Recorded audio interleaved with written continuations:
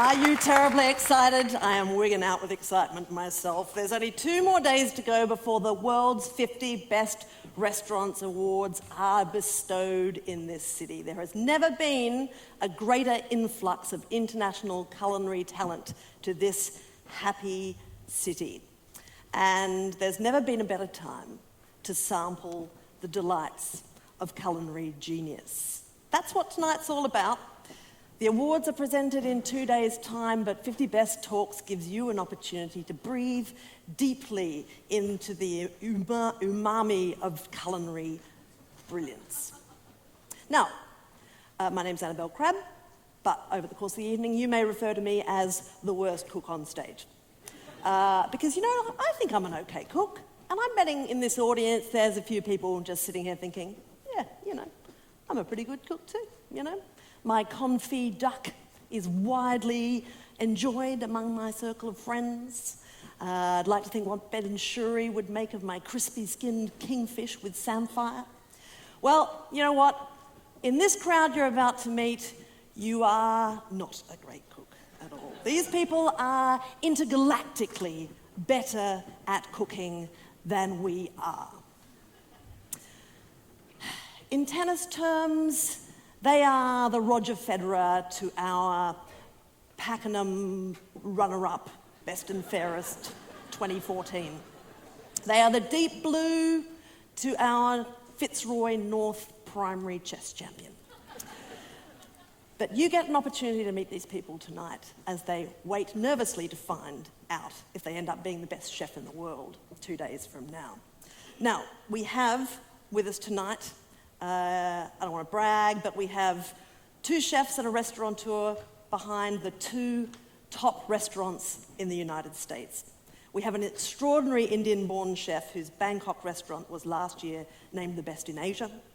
We have a mind-blowing pastry chef from Spain who, with his brothers, runs a restaurant ranked at the world number 2. There is some serious cooking chops on stage. In 2 nights' time, these people will be jousting for position at the world's 50 Best Restaurants Awards. But tonight, they're all the best of friends. You know, there is a decent chance that one of the people you will meet will end up being named as chefs at the world's greatest restaurant in 2 days' time, in which case you'll have an unprecedented opportunity for smugness at your next dinner party. Now, the World's Best Restaurants Awards, which was held in London for 14 years, but happily for us commenced a global tour in New York last year, and this year comes to Melbourne, is the most anticipated, most powerful ranking in the world. It dominates the dining enthusiasts' conversation from London to Lima.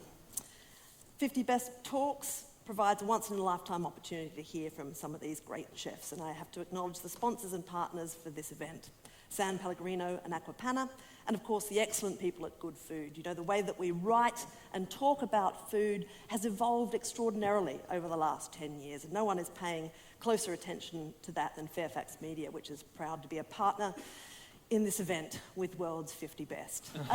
Look, I'd like to start by wishing you all the very best of luck 2 days from now. I'm sure you're feeling extremely relaxed and comfortable about it. But listen, I wanted to start tonight's conversation, and we'll talk for about an hour, and then you'll, in the audience, have an opportunity to ask some questions. Don't worry, I'll give you plenty of notice so that you can shuffle uncomfortably before coming up with your well-thought-out question.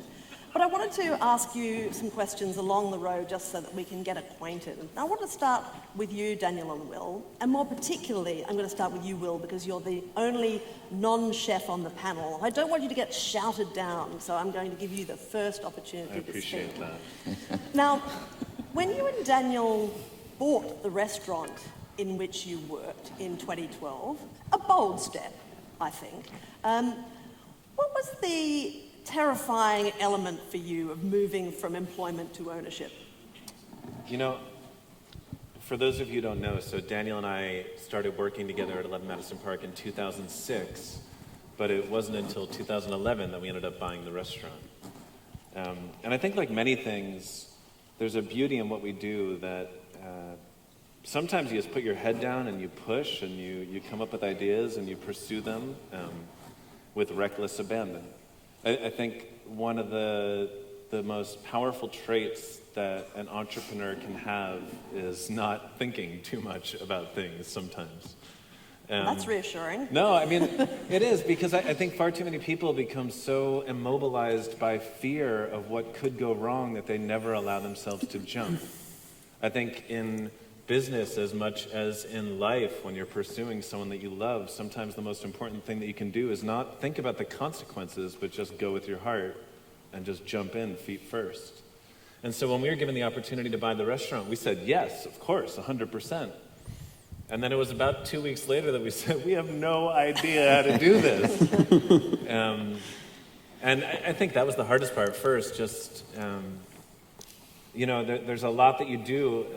I'm sure there are a bunch of people here today who work in restaurants, and it's the unknown of, running a company and insurance and accounting and how to build a corporate office and all this stuff. It seems very scary.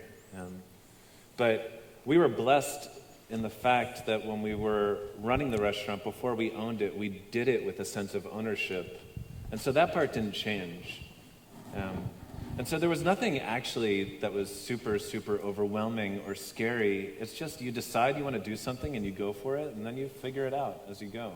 I think where we're very lucky is that we're not a chef-driven restaurant. We're not a restaurateur-driven restaurant.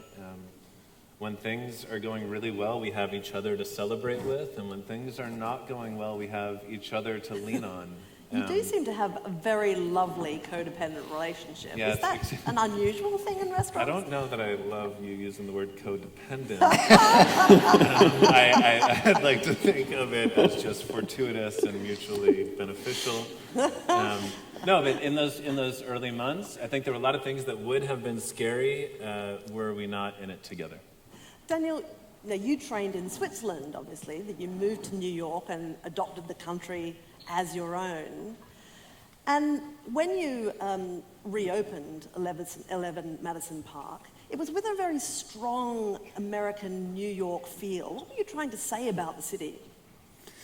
No, I think, we started working together in 2006, and we knew that we wanted to create a great restaurant because we felt that the room had the bones for it to be, and it's in the heart of New York. It's a beautiful Art Deco space too, isn't it? And when we started out, we were like, how do we do that? How do we create one of the greatest restaurants in the world? And at first, we would travel the world and we would go to all these restaurants to see what they're doing. And in a way, in the first few years, we just kind of like borrowed ideas from different places. We saw a restaurant with tons of cheeses on their cheese carts. We said, if we want to get to the top, we need to do that as well. We saw people using china from Limoges. So we said, we need to buy new plates from Limoges. And so forth. We saw people putting foods on top of like pyramids of plates, like 6 underliners to have a little bite of food on top. That's a good idea. If we want to get to the top, we need to do that as well. And so that's how it went. And it worked. Slowly we got... It worked. No, it actually worked to a degree, but at some point we said, hey, what do we really want to do? What is our really point of view? And then we started looking back at the room, and the room is in the heart of Manhattan. It has windows overlooking Madison Square Park. You see the Flatiron Building. It's in a historic building. And we realized that also in New York, and maybe that's what New York makes so great at times, is that in New York you can get anything from anywhere at any time you want it. And so it's with restaurants. You have the most amazing Italian restaurants, the most amazing Japanese restaurants, Chinese, whatever you want, it's there. And we felt the need that we wanted to express what New York is. If New York is truly one of the greatest cities for food in the world, then I think the top restaurants need to have a sense of place in this city and not celebrating a cuisine from somewhere else. And that's when we kind of started. We wrote a cookbook called I Love New York. We traveled around New York. We met the farmers, the fishermen, the artisans, and really it blew our minds how much was there right in front of us. And that's when we kind of embarked on this journey to make New York a much bigger part of the experience. Also, I think one of the beautiful things is when you go to a great restaurant, and the memories I have from the great restaurants, it's also when you learn something culturally of the place that they're in. And I remember eating at Michel Bras maybe 15 years ago, and they did this potato, like everything in that restaurant is so perfect and detailed, the table setting, everything. But then with the main course, they come out with this rustic wooden pot to serve pomme aligot, which is a specialty. It's like a mashed potato with Comté cheese. And they kind of come in a really rustic way, almost unexpected for that restaurant.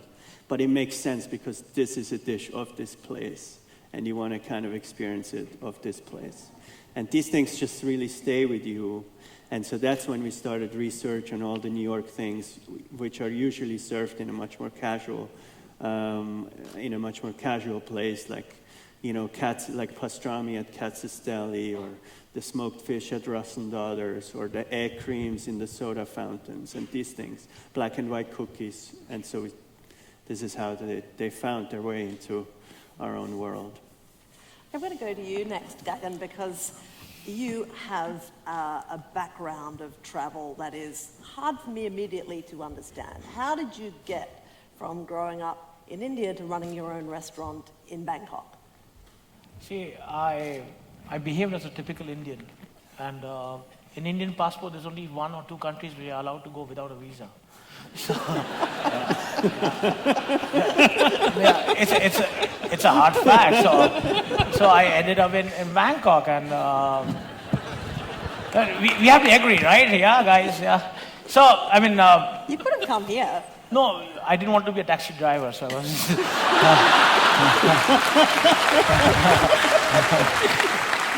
Yeah. In fact, my brother lives in Canberra for 22 years, so yeah, he used to tell the stories. These guys come here, they study, become medical students, and they end up as a taxi driver. There's a lot of money there, so I thought, it was not. And I can't even overspeed in Australia, so it's worse. Yeah. So then, Bangkok was a chance that I got, and I wanted to run from my miseries on a serious note, and I had no idea about what food was. These guys were creating revolution about cooking, and everything was becoming what it is today. And I was this guy who was just arrived with a bag and spices and memories about my life in India. And then I came to Bangkok, and one day somebody told, there's something called World's 50 Best Restaurants. I said, okay, it's 2007. And then they said, there's El Bulli, and there's this, and there's that. And I said, wow. And then I was in a place, and people were talking about curry. And I said, how miserable it is that I am representing a country and a cuisine which has given so much to the world in food. I mean, every kitchen has pepper. Every kitchen has sugar. Both came from India. So I represent a country which everything is either from green become brown, and from brown it become black, and if it doesn't become black, it becomes yellow. So I had no option, and I was being looked down upon, and I didn't want it to be poor. I was born poor, but I didn't choose to be poor. I wanted my cuisine to be well represented and not compete, but coexist with people who are in New York or in Spain or in Chicago or anywhere others in the world. And that challenge I took, and then I'm living a dream. Well, you look at these guys and you think that they're incredibly impressive, but you have made Indian food into an incredibly sophisticated fine dining experience in Thailand, which strikes me as a pretty significant triumph. I don't know if I'm fine enough. I don't know, because How do I call it fine? Because I finally am doing what I believe in, and I'm representing my culture. Just to enlighten you, my menu is made of 25 emojis. It's an emoji menu. Yes, yeah. It's traditional Indian in that way. Yes, yeah. Other places he's broken Yeah, with sign tradition. language. You see, in India, we are so confused. There's so many languages in itself, and so many cultures and cuisines and religions and what you can't eat. Even the vegetarians can't eat things which are under the ground, and some can't even eat over the ground. So it's so much of... Emojis are the answer, I think. It's so confused. I was born in a confused state of mind. Okay, well, I'm going to rely on you to bring some more clarification to that over the course of our discussion. I wanted to go to Jordi next because you are our dessert specialist on the panel. I often think that as the youngest of the three brothers that maybe you took up desserts in order to always have the last word in what I can imagine was a competitive environment. But what I wanted you to tell us about is, what is it that you find so fascinating about dessert? Okay, sorry for my voice today. I am like this. Sorry. I tell Ale, tell.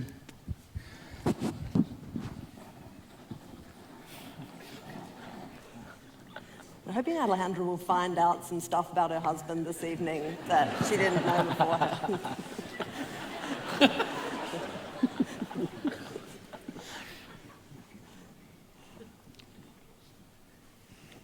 Should have used emojis. Because when the time comes to eat the dessert, people is more relaxed, more calm, and more open to receive a new experience, a new proposal, something fun, something maybe more provocative. So that's why he loves to make desserts. And the last thing you eat is the first thing you remember. So That is a very clever piece of positioning, and it obviously indulges your great passion for theatre, which we will see in a little while. We're going to have some great footage of Jordi at work. Grant, your restaurant, Alinea, has a name that you chose for a very special reason. Can you tell us about the name of your restaurant and what you were hoping to achieve when you opened it that would be unlike the places that you'd worked before? Yeah, so Alinea literally means the beginning of a new train of thought.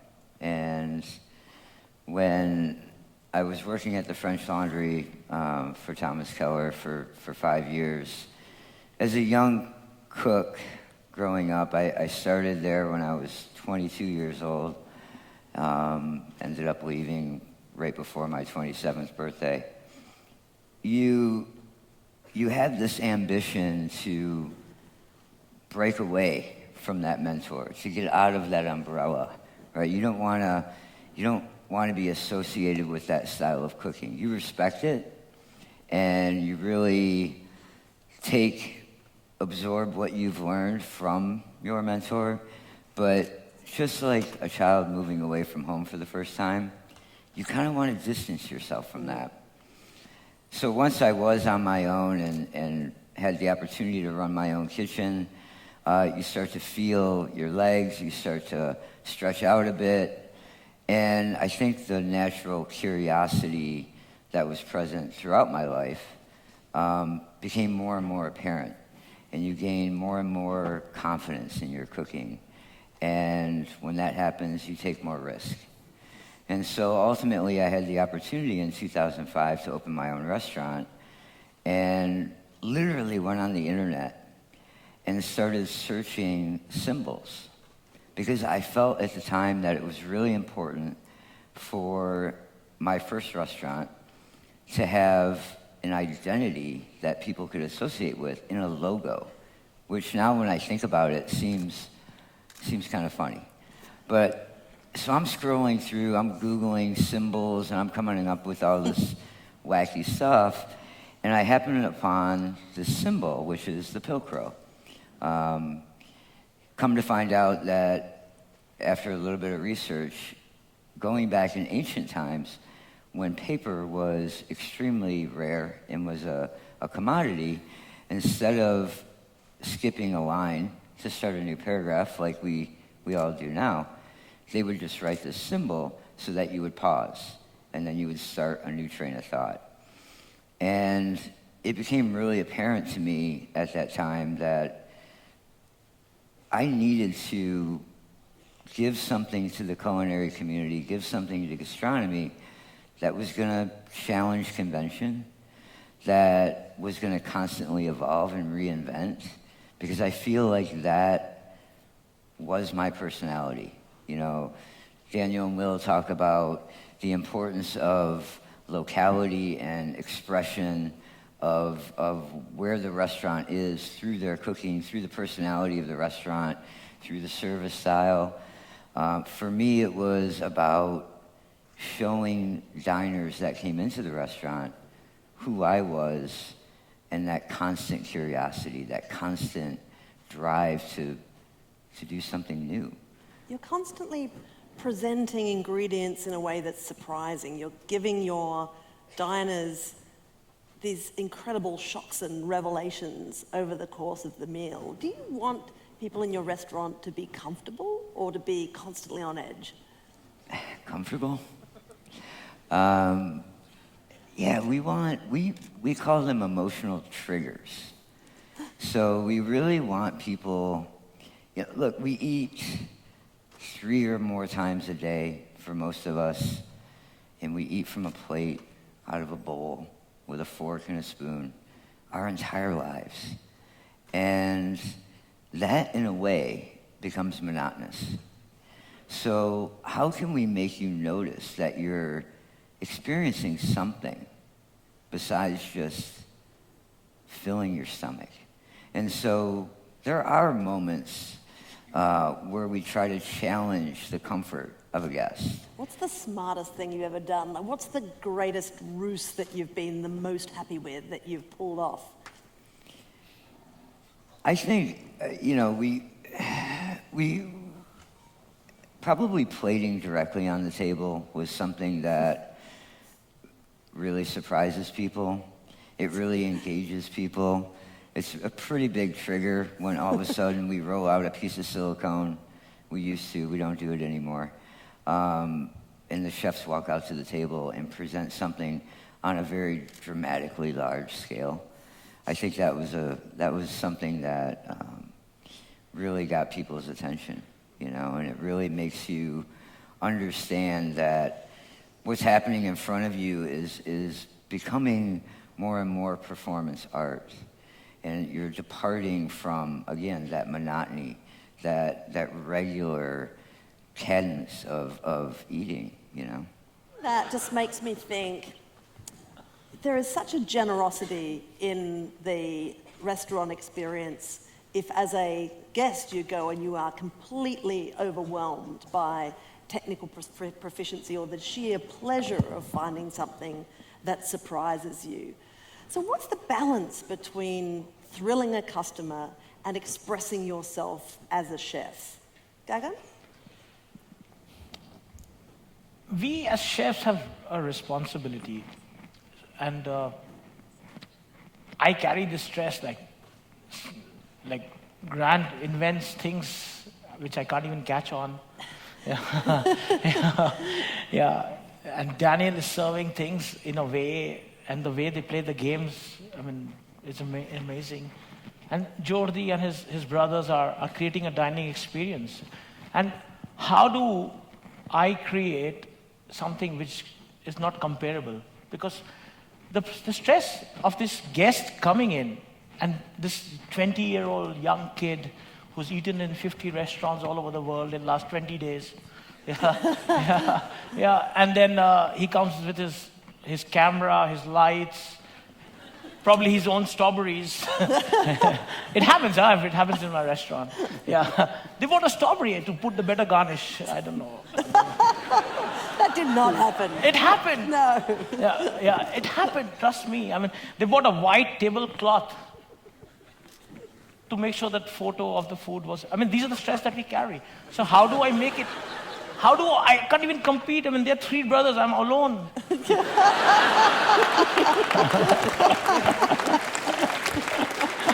So, I mean, they invented everything. They've not left anything for me.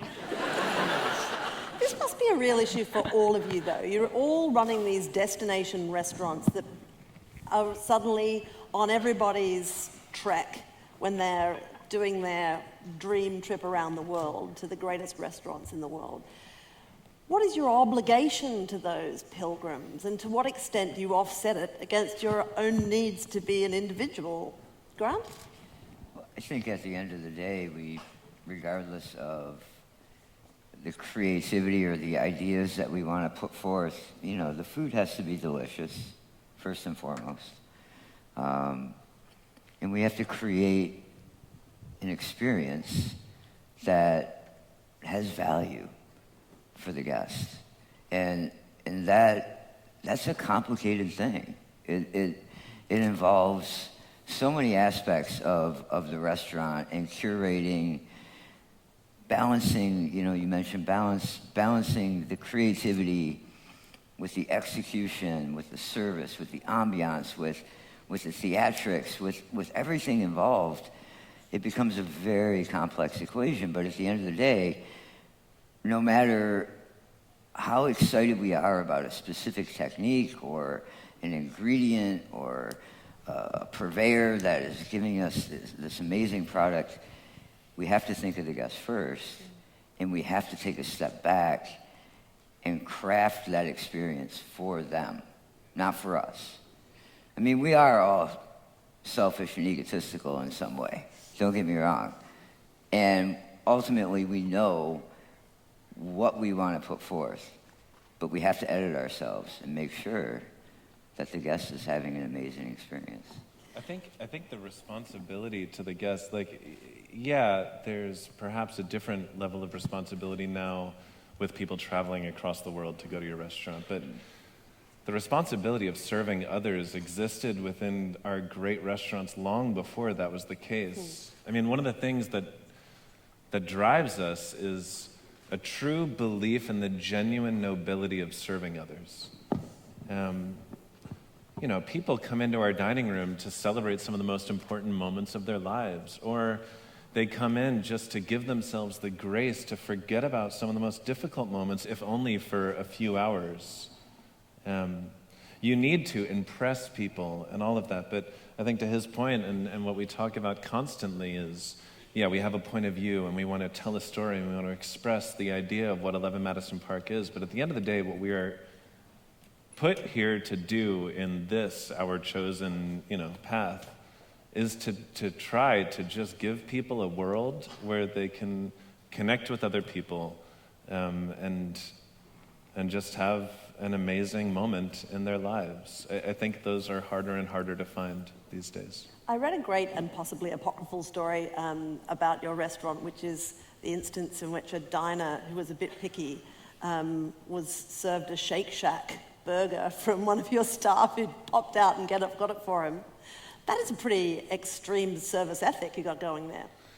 Yeah, it takes a lot of trust from your chef to be able to serve someone a cheeseburger. I do want to hear from Daniel on his views on that particular circumstance. No, but I think like the idea that we need to remember what we're doing and why we're doing it. And I think at the end of the day, no matter what you need to do in order to reach your goal, in his restaurants, the phrase is whatever it takes. In our restaurants, it's called make it nice. I mean, they're all different words to really communicate one idea, which is we want to blow people's minds, and that looks different to different people, and we need to be confident enough in ourselves where we don't have a ton of rules governing the approach that we take.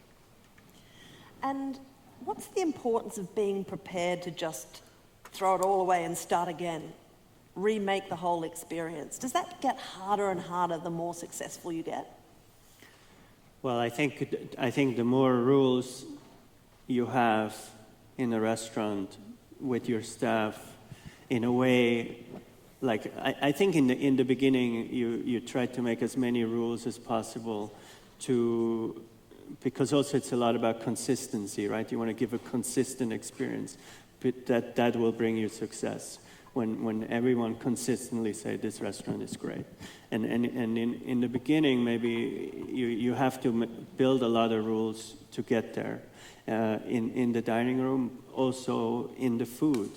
In the food, I remember like we had so many more rules, the way we cooked, the way we plated, and I think only over time, I think as you get more confident, but also as your team gets better, you can kind of loosen some of these rules, and it becomes a better experience because now you're really relying on the individuals as the smart cooks who are going to do the right thing, who can plate something on a plate without a ruler, and it's actually more beautiful because it feels less forced.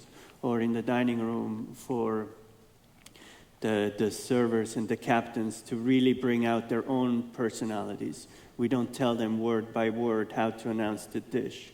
They're smart people. They can do it in a much more beautiful way, and their personality comes through much more. What about you, Grant? You're just a world expert in tearing the whole thing down and starting again. You kind of love the creative destruction, don't you? Yeah, but to speak to what Daniel's saying, I feel like we started in a very similar vein where you have a very narrow focus, you have a very specific point that you want to reach, and you have a passionate vision, but throughout time you realize that you have to take a step back in order to move forward, and having that collaborative nature, allowing people to feel comfortable within the team is going to take you much further than if you try to do it all yourself. And I think, for me specifically, I really realized that going through treatment for cancer, when I couldn't taste, typically you have the scenario in the kitchen where all of the cooks, the sous chefs, the chef de cuisine, bring you the food to taste, to evaluate. And then you instruct them, now it needs more salt, it needs more acid, it needs this, it needs that. I found myself going to them. I was going to the chef de partie and asking them to evaluate my work because I couldn't discern. Just to catch you up on Grant's situation, I think how long was it after your restaurant was named the best restaurant in the United States, and then you discovered that you had tongue cancer? A year. So that was an 1 interesting year. It was 2006 that I was diagnosed, and all of my taste was stripped away completely for about 1 year. So you really have to, as a chef, as an adult, you're really literally starting over. Just like when you're an infant and you're first born, a lot of people don't realize that when you're born, you can only taste sugar. And so as time goes on, certain flavors are added to your palate. I experienced that as a 33-year-old. And going back to your original point, you have to learn to trust. You have to learn to trust the team. And you understand very quickly that under no circumstances can you do it alone. It takes we have 74 employees at Alinea, and it takes every one of them to do what we do every day. Now, your early experience in fine dining wasn't always a happy one, was it, as an employee at fine dining establishments? How have you learned from that experience? I think we've all been in situations, whether it be professional or personal, where you realize that it's just not the right fit. And I feel like we devote so much time, and it's such an emotional, visceral thing to be a chef, to be a restaurateur, to have this passion and this vision. If you're not in the environment that allows you to grow, that allows you to express that, you want to get out. And that was my experience with my time at Charlie Trotter's.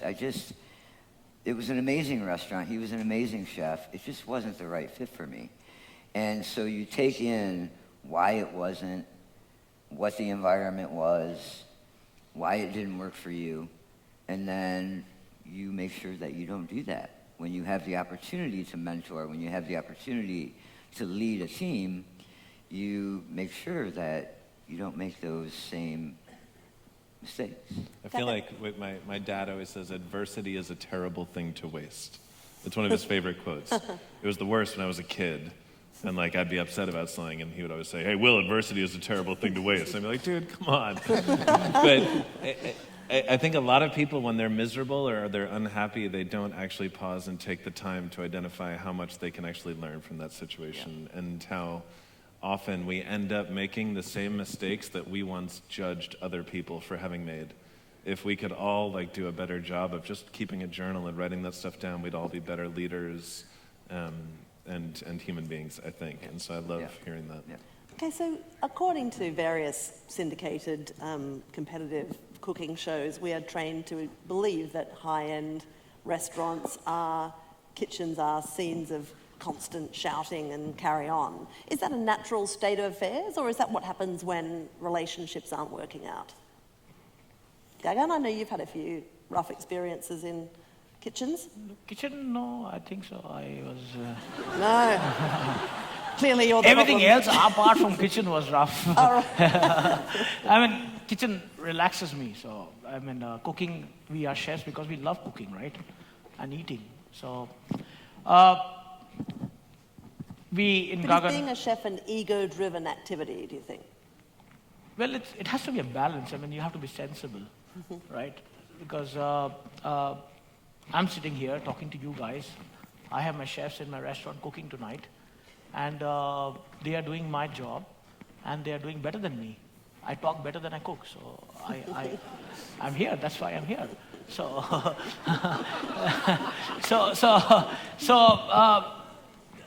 I mean, it's a fine balance, because in Asia, what works would not work in any part of the other part of the world, and cooking is an expression of an art. It's an expression of your philosophy, your ideology, your science, and then the freedom you have, the rebel in you. And in Gaggan, we came up with, I thought we did 5 years of what we could do. And then the success was bringing us down. It was bringing us down because this fame just brings you down, the stress that you carry. That every year I have to do better, every next meal I have to do better, I have to keep challenging myself. I have to win more awards, I have to do more and more. So finally, last year, we decided that we want to do what makes us happy. So the first thing we did was make a menu which is minimalistic. I believe that now I'm a very minimalist. I don't create plates. Out of 25 courses, 23 are eaten by hands.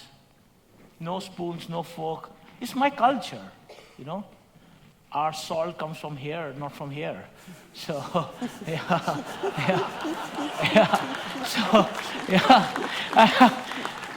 it's my culture. I mean, and the moisture in the dough comes from here. So it's the hand. You see our breads. I love eating with hands. So I thought if you go to a top restaurant in Asia, if you're in China, Japan, Singapore, Hong Kong, you eat with chopsticks. So I said in my restaurant, I'll force everyone, wherever you are from, eat with hands. And to make sure that people eat with hands, I can't create a plate.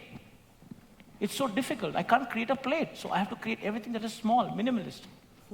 So it's actually destroying your own life. When you reinterpreted classic Indian dishes, did you get a lot of pushback from your own family? No, actually, my best judge was I carry this magic of my mom. So it's like exactly what Grant was talking about. My mom is a vegetarian. She doesn't touch meat in her tongue, but she does to cook. She knows I love my curry. So she makes chicken dishes or mutton dishes or lamb dishes without even tasting, and the salt is perfect. So what could beat that? Yeah. So I got her magic. So when I cooked first time, I gave her some dishes which were Gaggan. And then, thank God she was a liberal. She was a hippie like me. So I passed my test. What if my mom rejected my food? Like my daughter rejects. She's 11 and a half months. I cook for her and she splits it out. It's so Oh, yeah, they're the stressful. worst. It's crappy, right? Like, yeah. And thank you, Grant. Now I understand sugar, right? It works, right? Yeah. Yeah. Thank you. Yeah, I cook for her. And then one day she eats, and second day she doesn't eat. It's so stressful. I made buckwheat pancake, this, that, I don't know what. I never worked so hard in my own restaurant. Yeah. You only get 24 hours with the 11-month-olds. Yeah. They don't give you long.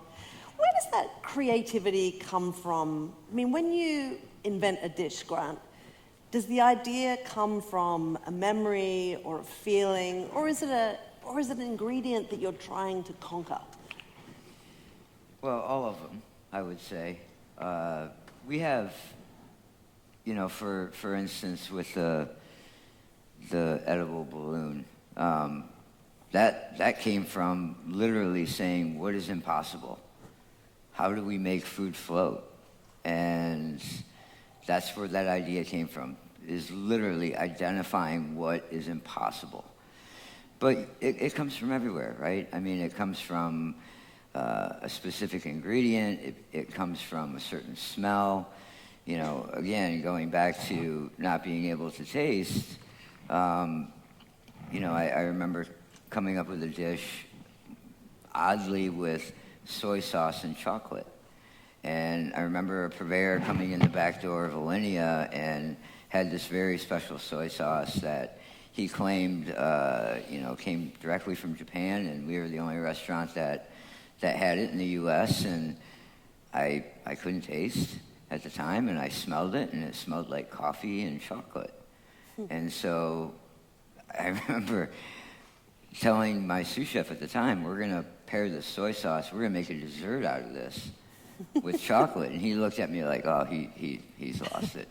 He's gone. And, you know, ultimately it came out where we had bitter chocolate, and we had the bitterness from the chocolate and the sweetness from passion fruit and the salinity from the soy sauce and the aroma that smelled like coffee and chocolate, and the whole thing worked. But I didn't even know. It was just intuition. It was smell. It was this feeling. You know? Okay, can you learn that stuff, Daniel, do you think? I think a part of it you learn maybe even unconsciously, like the way you grow up, the flavors you grow up with. Like I remember my mom, she cooks, you know, 2 meals a day, and she bakes her own bread, and I didn't care about cuisine when I was, you know, 7, 8, 9 years old. Not at all. But I think you just have this ingrained in you, and that's what's so beautiful about cuisine, is that it's a very personal expression.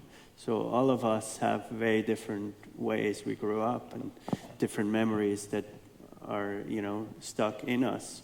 And when we create, I think these things come out, and that's why cooking is so magical and so personal.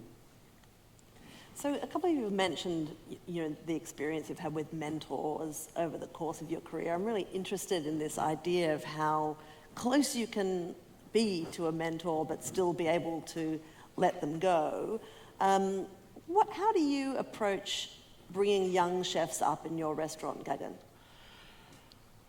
Apart from making them run the place while you're in Yes, Melbourne. I mean, I'm probably the oldest guy in the restaurant, and everybody is below 30, and some are really young. And as I said, we chefs have the responsibility to bring talent, promote them, give them the confidence, and to nourish them under you, because this is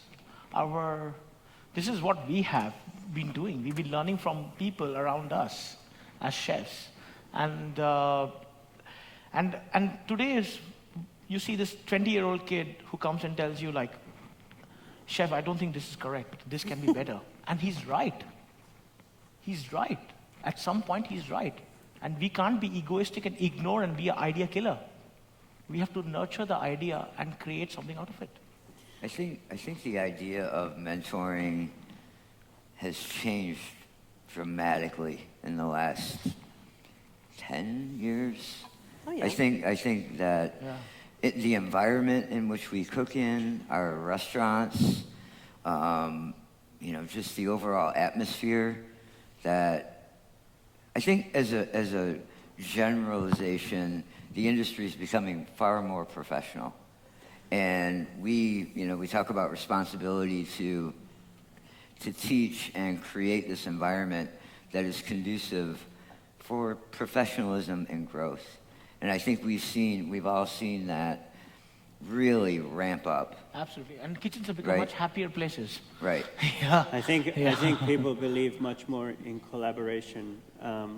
I think all around. Like I grew up in Europe, in kitchens in Europe, where it was motivation by fear. Yeah. And even you work your way up all the way to like, sous chef or chef de cuisine, and still you have no influence on the food. Right. Your opinion doesn't matter. You're just there to execute. And I think that has been, I think maybe also that's why maybe there was a time where cuisine wasn't as evolving. I think in the last 10 years, cuisine has evolved in such a dramatic way. And it's, I think, because chefs have changed the way they create. They started to realize that, there's 30, 40 chefs with them who have their own upbringings, their own experiences, their own techniques, their own ideas. And I think the challenging thing is, with this collaboration, is to really still have your very unique style, because in the end of the day, when I go eat at Alinea, I want Grant Achatz food. And at every other chef's restaurant, I want that guy's food. And in 5 years from now, I still want to see your kind of touch on it. And by that time, you might be working with very different chefs. So I think in some ways, I feel that, we're very much part of the creative process, the ideas, but then so many people get to speak into it. And then in the end, we almost become like the editors and making sure it really has that unique 11 Madison Park feel to it, or Alinea feel to it, or whatever restaurant it is. Almost like a studio feel. But it's the most difficult thing to do because, like I said before, when I talk about rules, here you kind of let go of the rules a little bit. Hard not to be a bit of a control freak, right? Yeah, and it's hard because I think every one of us, like Will in the dining room, Will is like such a control freak. And when we talk about, you are. Dude, we're sharing the desk next to each other, like the same desk. And every day he like moves my pencil to a different place or my notepad to a different place. Everything in the kitchen is always perfect, and then our office is just a disaster. It's just a disaster. I love that we're seeing the wheels fall off this relationship right here on the couch. Now, the reason I asked you about this stuff is because I also secretly want to bring in someone who's sitting in the audience and who, obviously is unaccustomed to appearing in tennis arenas, but is nonetheless happy to talk to us. S.Pellegrino do a very scary thing, which is that they sponsor a Best Young Chef competition, which sounds like the most hair-raising ordeal you could possibly go through. And we have the World S.Pellegrino Young Chef of the Year 2015 in the audience, and we're about to insensitively shine a spot on him, sorry. Mark Moriarty is his name, and he is a chef from Ireland whose obsession with celeriac drove him all the way to the top. He's now, after a ridiculously exciting world tour, settled in Melbourne to work at Cutler & Co. Hello, Will.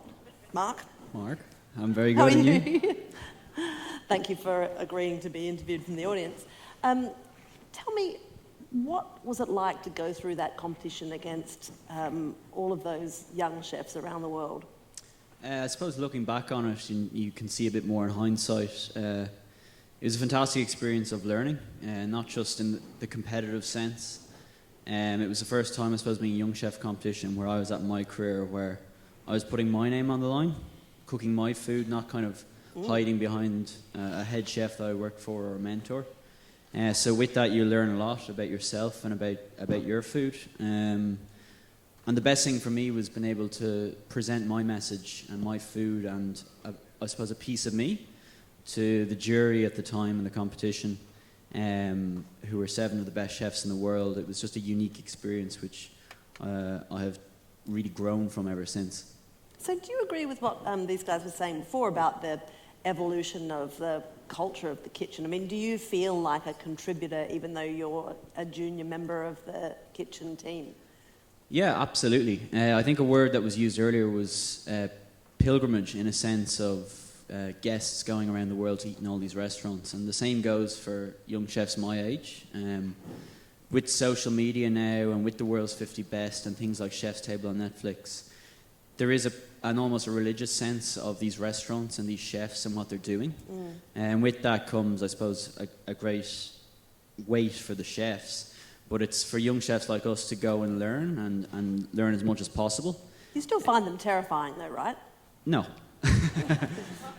Some of them, perhaps. I did work with Claire Smith as a mentor for the young chef. But it's very much about going and working for these chefs, learning about their religion, for want of a better word. And it's their responsibility to come and teach us, and our responsibility to go and work hard and give all the hours to make their dream happen before it becomes our time to present our dream.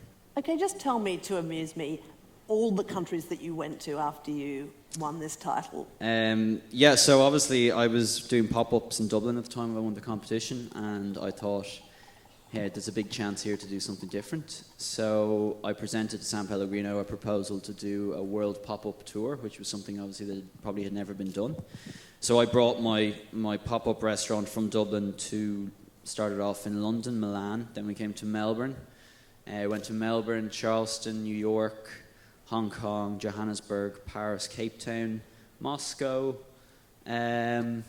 Singapore, and that was about it. Note to self, propose a pop-up tour to S.Pellegrino immediately.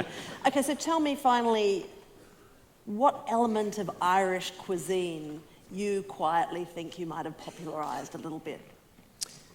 This is something, this is what I was all about and what I'm very passionate about. People kind of think of Irish food as Guinness and potatoes, really.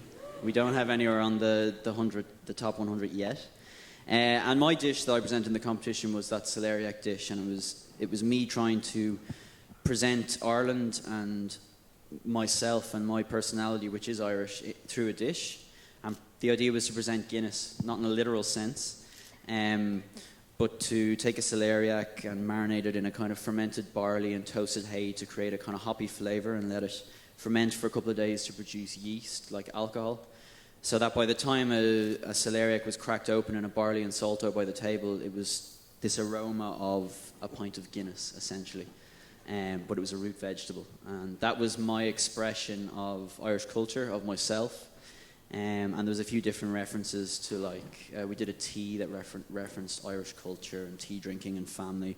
Served the tea in my granny's teacups, which was a kind of reference to the whole community in Ireland. So I was very proud to be able to present a portrayal of my country and myself to a grand jury of 7 of the best chefs in the world. I happened to be on that jury. You were, of course. And that dish would have fit in any of our restaurants. It was really phenomenal. Like, stand out. Phenomenal. Well, there you go. Congratulations. Now, tragically, we've only got about 7 minutes left, so everybody, you do need to prepare your questions. But I do want to talk to you about ingredients, because it seems to me that one of the great thrills of being an incredibly accomplished chef would be to be able to take an ingredient that is mildly disapproved of in general and make something spectacular out of it. Which is why, Daniel, I'm hoping that you'll just talk to us a bit about pig bladders. What can you do with pig bladders? Well, we have a dish at the restaurant. It's a celery root braised in a pig's bladder. And in fact, it's inspired by a very old technique that was invented by Paul Bocuse. And he cooked the chicken in a pig's bladder. It's called en vessie, the technique. And it's really the original way of cooking sous vide, of cooking in an airtight, vessel. And what it does, it really, through the slow cooking process, it's very delicate. The pig's bladder is very delicate because you have to keep it moist during the whole cooking process. Otherwise, it breaks open and the air comes out, and the dish is basically done. But what it does, it's this really gentle way of cooking that keeps the aroma really inside. And I think for me, I'm not so much about finding all new ingredients. I like to cook with fairly common ingredients, not common, but like celery root is a lot of people think they don't even like celery root, but when you prepare it in a beautiful way, most people actually really love it. So I think that's what I really base my cooking around. Like I want carrots to taste like the most carrots you ever taste, the carrots or strawberry or all kinds of these ingredients. And cooking in the pig's bladder makes the aroma of that celery just really, really, really beautiful. And it's not really to shock anyone in this case. It's just a really beautiful technique that is based also in tradition. So like, I think all of our cooking at 11 Madison Park is very much rooted in tradition, but then kind of interpreted in a new way. And, it's a really old school technique by one of the greatest chefs. And we wanted to honor that and do it with a vegetable, which I think is in today's age very timely. And that's how this dish came to be. Jordi, do you have a favorite ingredient to cook with? Is there a favorite ingredient you have to create your sweet inventions from? Sugar. What No, is- but now he's working, and well, it's a new project because this opened a new world for him and the world of aromas. He's doing essence with things that are not edible, like for example an old book, so you can taste what is to try eat an old book, and he's making a dessert with him. Come on. At your restaurant, you It's, have edible dirt. You have all sorts of substances that aren't ordinarily thought of as edible.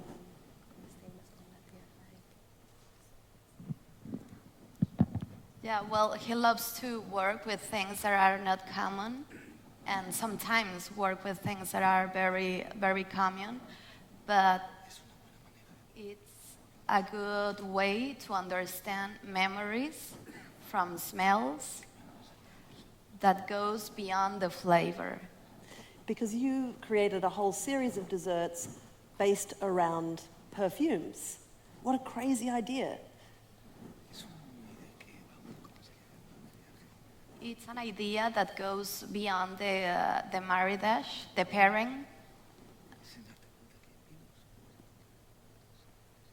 It's realize that in wines you can have notes of products, and happens the same with the perfumes. You have notes, and you can take out a combination that maybe you wouldn't even think that it would work, but it works.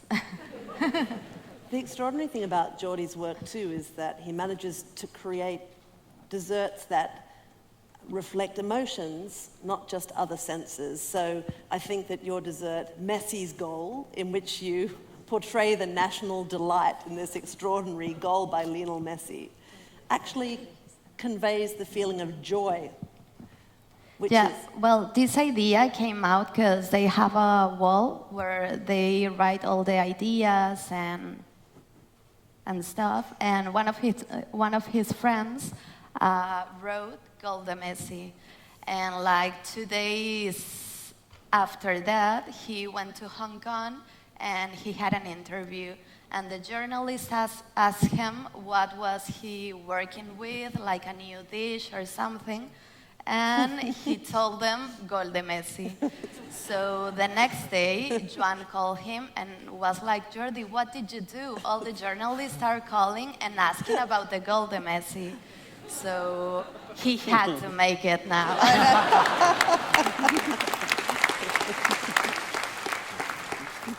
And the flavors are flavors that for him represent an emotion. For example, the citric has like, you don't even realize, but it put a smile on your face because the acid. And for example, the eucalyptus opened your chest like euphoric.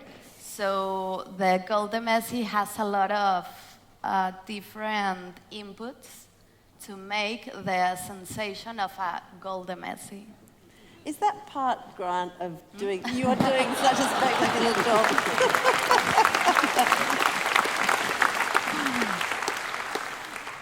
Grant, is the thought of creating the impossible, which drives you in so much of your work, does that extend to introducing emotions and other senses and other art forms into food? For us, it does. I think literally some of the concepts that we're working on with the new Alinea involve actual paintings that we've collaborated with an artist that are become part of the service, become part of the Not service that you eat, where... actually. I'm sorry? Not that you eat. No. You haven't quite ruled it out. But, you know, we play with light, and we play with sounds, and we play with other elements that we hope can accentuate and amplify the dining experience and flavors. Gaggan, do you like to fool around with other perceptions and other art forms in your cooking? Absolutely. I mean, I bring my music and my past as a musician. You're a Pink Floyd man, aren't you? Yeah. That's why I named my cuisine as progressive, because I knew what to say it. How do I... because people, it's all about the perception, right? People perceive a dish, and how do I meet that perceive, but then have to surprise them? Because I have this 5S philosophy, because I come from a culture where you have to have, in the same bite, sweet, spicy, sour, salty. All I add is a surprise. So it's a 5S philosophy, and I try to work on it. So we keep experimenting. Sometimes our guests pay for it. They're the guinea pigs. Yeah. So, and then you learn every day. You don't have a chance. So every time you keep learning, keep experimenting, and that's the challenge we take every day. Okay, well, I've monopolized you people for a really long time now, and I know that there are going to be people in the audience who are keen to ask questions too. There are microphones that are making their way around the building. If you... lights. Wow. That is an excellent idea. There are a lot of you out there. If you'd like to wave your hand around, then one of our perceptive attendants will make their way to you. And while... I can see one just up here. While a microphone is making its way... I might... Oh, no, we've got a questioner with a microphone ready-armed here. Oh, don't feel self-conscious about that extreme lighting that you're getting. Yeah, no, it's really bright. It's great. Hi, my name's Kate. I was just wondering how social media and kind of the Instagrammability of food has influenced, if at all, the way you serve up or consider your experiences. Emoji menus. Yeah, I learned it from an Instagrammer. Yeah, he was posting everything about my food as an emotion. And that's why I created a language, because you have a guest who comes from South America, who's Latin speaking. You have on the second table is a Japanese who doesn't know English. Then you have an Australian English, a British English, a Canadian English, American English, and Indian English. Yeah, so there's so many languages, so many cultures, and that's why I thought even if you're not blind, all you need to is identify an emotion of a food to the dish. What do you think, Grant? If you've put a lot of work into creating a moment for a person to be inside, is it an affront when you see that person distracted by trying to preserve it for another audience? It doesn't bother us at all. In fact, I think we use it as a tool, as a creative tool. At any second, I can pull a computer out of my back pocket and know what every chef in the world is doing within a second. Yeah. I know what you're doing, 3 nights ago. I can keep my eyes on him, And I think as a chef, if you use it properly, it's a great creative tool. I think we have another question just over here. Do you have a microphone?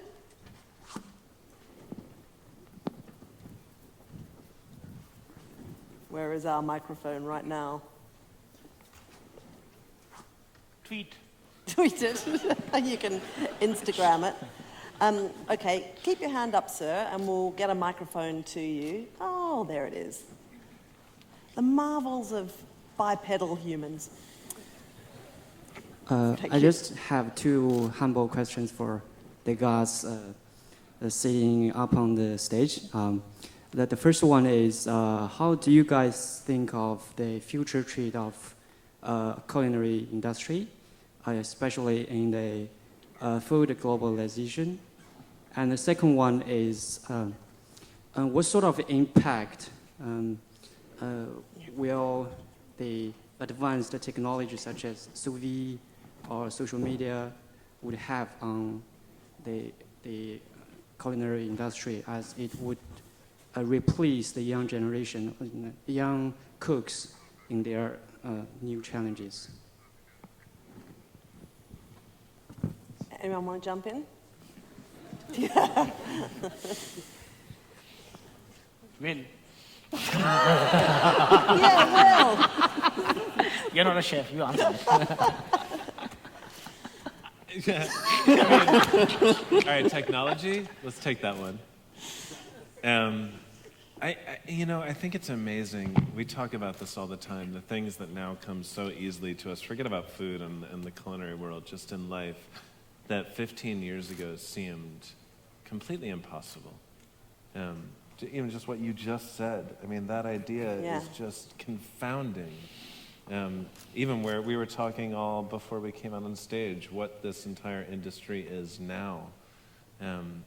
15 years ago, had we been told that we were going to be in an Olympic tennis stadium sitting in front of 2,000 people talking about working in a restaurant, it's unreal. And I think that is at once an overwhelming idea and at once one of the most exciting things imaginable, because what lies ahead is impossible to predict. I think that question is one we get a lot. What do you think the future of the industry has in store for us? And I think as technology continues to evolve, I think it becomes increasingly impossible to come close to even having a sense of what the future looks like. I do think, though, when we're talking about collaboration and about embracing the entirety of the people that we work with and truly seizing on their creativity and their ideas, we're given an opportunity to get really excited about everything that's coming up. Because in the next decade is just an endless world of opportunities. And if we have the ability to check our egos at the door and recognize that around us constantly every day we have so many people with so many ideas to have and so much energy and creative inspiration to give us, it's going to be a really, really wonderful time to be doing what we do.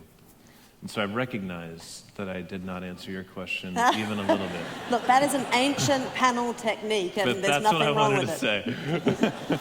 say. Just to extrapolate a little bit, well, actually, just to make up a new question of my own, which I'll now shamelessly ask. In this more joined-up world, what are the responsibilities of the chef socially in terms of food sustainability and the ingredients that you use? Do you feel that very strongly?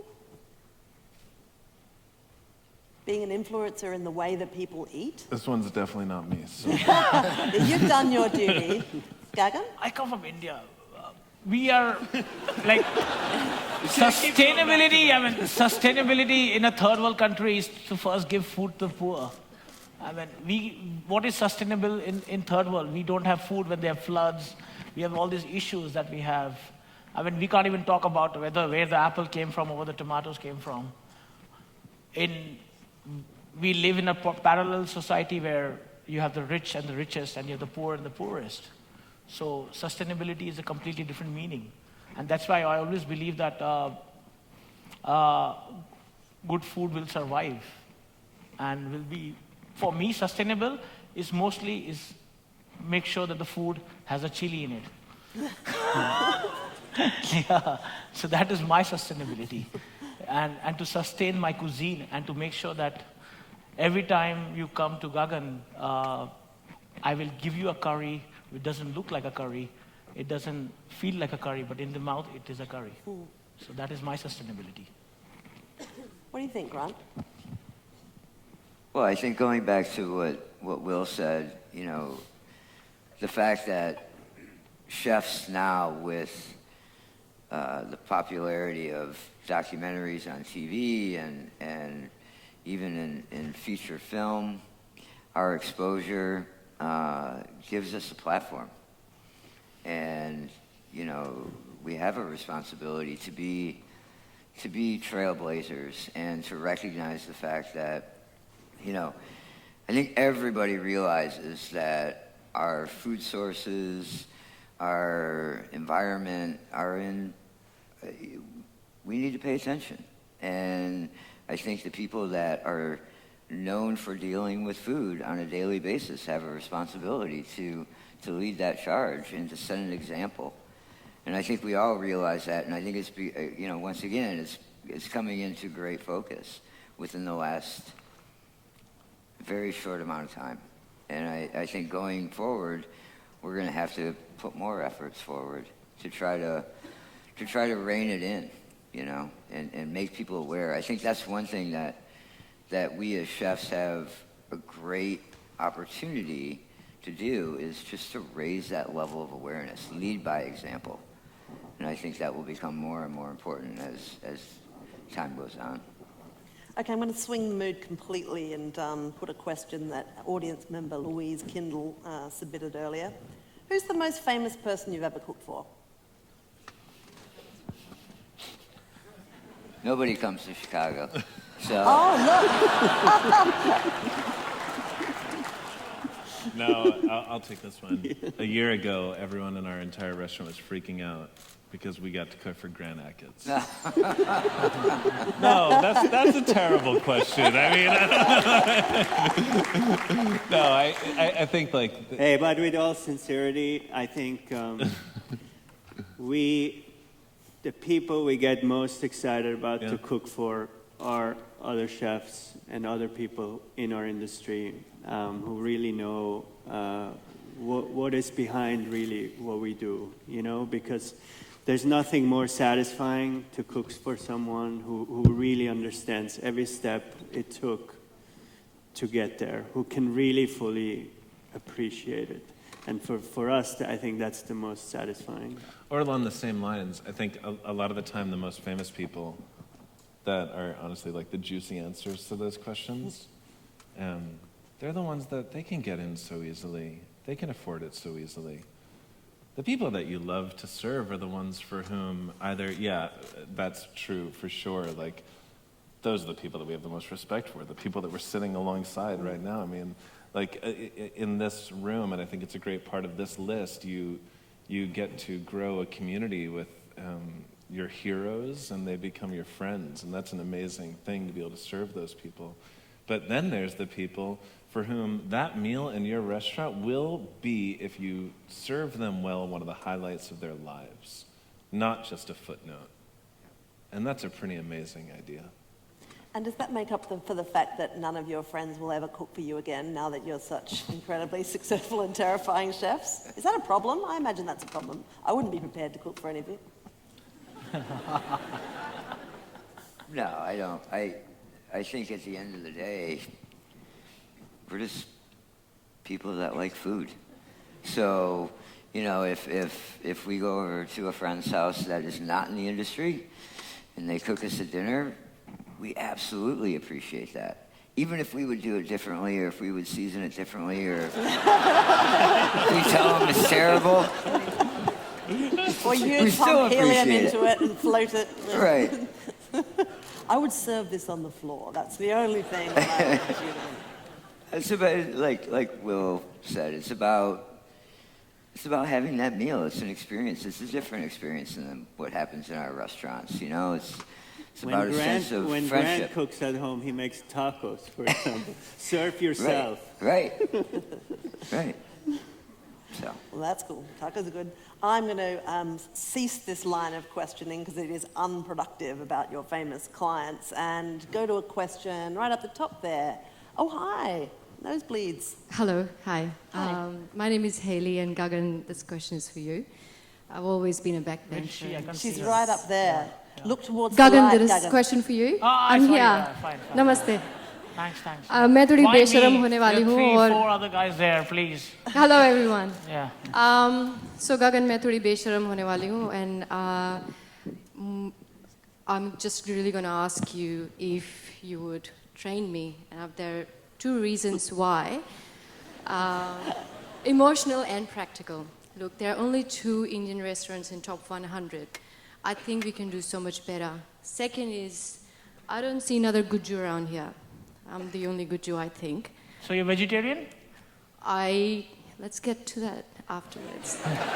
No, I wanted to classify the vegetarian, whether you eat above the ground or below the ground. I eat everything that's vegetarian, and I can eat whatever you tell me if you let me in.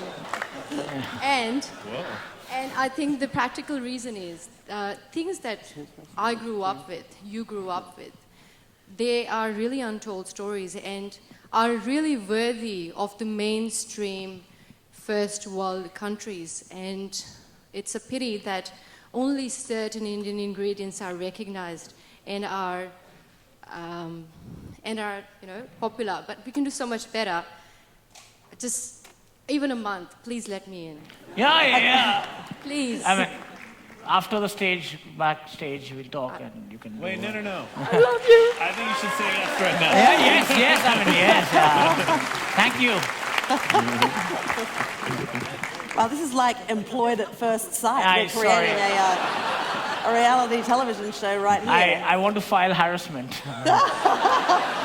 No, she's doing a victory dance already. You're she's committed. Incredible. Thank you so much.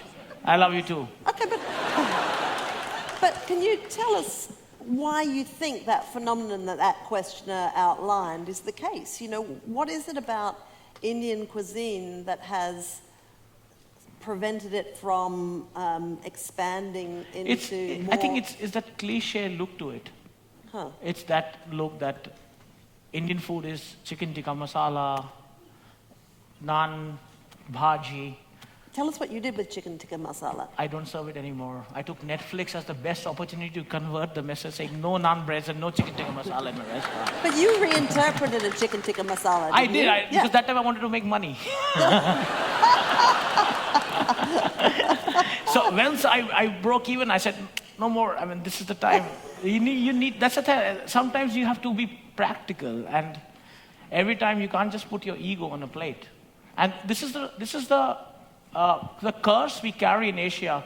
We literally are one dish named country cuisine. Like Thai food, for instance, you say it's pad Thai or tom yum goong.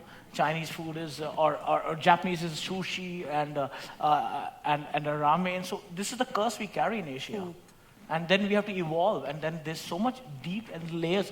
I call Indian food as onion, so it makes you cry. Every layer you go, it makes you more cry. It keeps making you cry. Every layer, it's a bulb of onion. Yeah, so you have to go to the core to get the sweetness. That is a beautiful analogy. I think we've got time for another question from, a forest of hands now. Goodness me. Right, so can the bearer of the microphone present the microphone to a hand of your selection, really? I don't want to be responsible for breaking about 8 people's hearts. Okay. On? Cool. Hey guys, and welcome to Melbourne. Just a quick one in regards to, I just want to know what aspect of your job gives you the most joy, and how has that changed from the first day you walked into the kitchen as a 15-year-old versus, or however old you were, versus to now as chef owners of some of the top restaurants in the world? For me, it's that we can truly create something with our hands, and we can have an idea the very day of or the night before, and we can write it down and we can draw it out, and the next day we can get into the kitchen and we can create that with our own hands, and within one day or a few hours we can see a result, and it's very tangible. We can taste it, we can look at it, and we can keep working on it. But for me, my dad is an architect, and he always wanted me to go into his footsteps. But for me, the one part that was so hard to comprehend was how long it takes to build a building. And sometimes you could plan for years and the building might never get built. And in cooking, it's very instant, and you really get to do it with your own hands. And I think that's what gives me still the biggest joy. And I truly feel so blessed, because when I'm going to work in the morning and I'm in my building in the elevator and I see all these guys in suits going to work, I bet they're not going to love their job as much as I do. What gives you the buzz, Will? Me? Yeah. It's a combination of that, okay, we come up with these dishes. We like to create some theatrical, experiential dishes. Maybe something happens in the middle of the table. Maybe it's a game. Maybe it's a card trick. Maybe it's all these different things.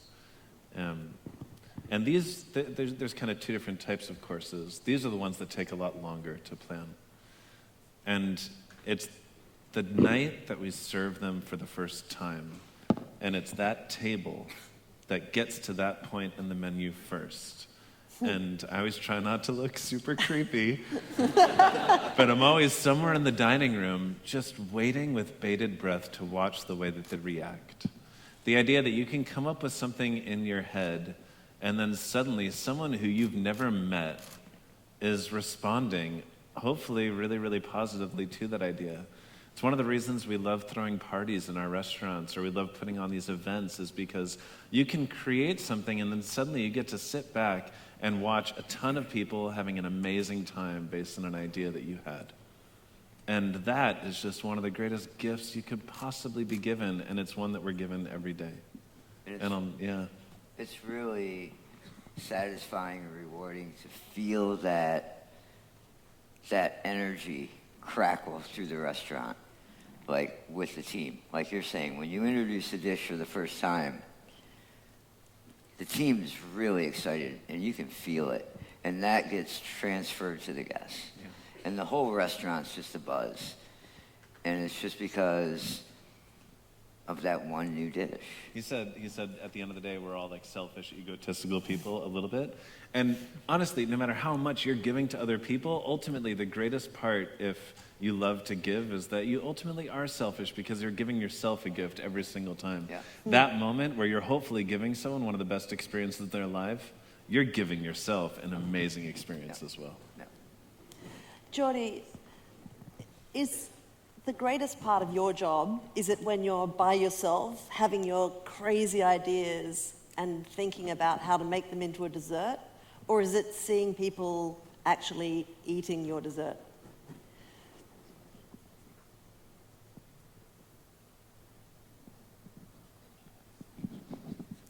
Both, because create the plate, it's a big satisfaction, and it's a little adventure.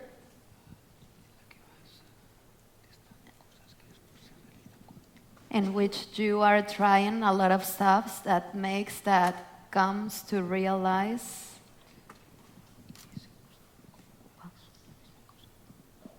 Well, when it completes when the guests try this new dish. So for him, it's not like one or the other are a cycle, a complete thing.